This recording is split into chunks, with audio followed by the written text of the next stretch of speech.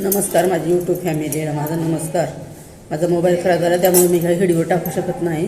तरी पण आता टाकते मी थोडे व्हिडिओ. एक टाकणारच तुमच्यासाठी का तर ही कसा अत्याचार व्हायला लागला आहे त्या अत्याचारावर मी टाकते तुम्हाला एक व्हिडिओ. लक्षपूर्वक आहे का बघा. आणि तिला एक मुलगी आहे, ती मुलगी चांगल्या पोस्टला आहे, पण जो ती भाड्यानं राहते सध्या तरी तो भाडुत्री माणूस असा त्रास देतो. ती बाई नवरा बायको भाडुत्री जी रूम मालक आहे ती खूप त्रास द्यायला लागले त्या बाईला.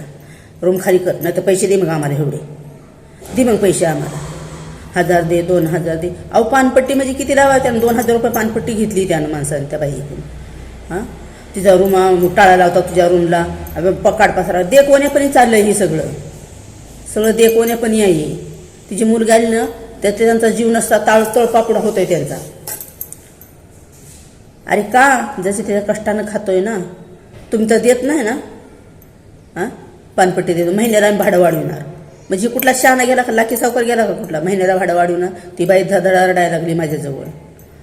मी म्हणलं ताई थांबा, मी व्हिडिओ टाकते म्हणलं, नका टेन्शन घेऊ म्हणलं, मी व्हिडिओ टाकते म्हणलं, तुम्हाला नका काळजी करू. पण मला एवढंच म्हणा सरकार ना की एक तर त्या बाईची पेन्शन होती, पेन्शन पण बंद झाली. एक तर तिला राहायला घर नाही. आता मुलगी जरा गेली पोस्टला, आताची थोडे दिवस झाले लागून, तर आणखीन काही सुधार बसलेला नाही.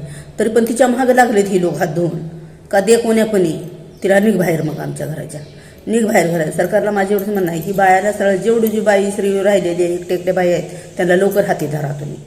त्यांना राहायला घराची सोय करा. त्यांची काही योजना असेल त्यांच्यासाठी योजना द्या.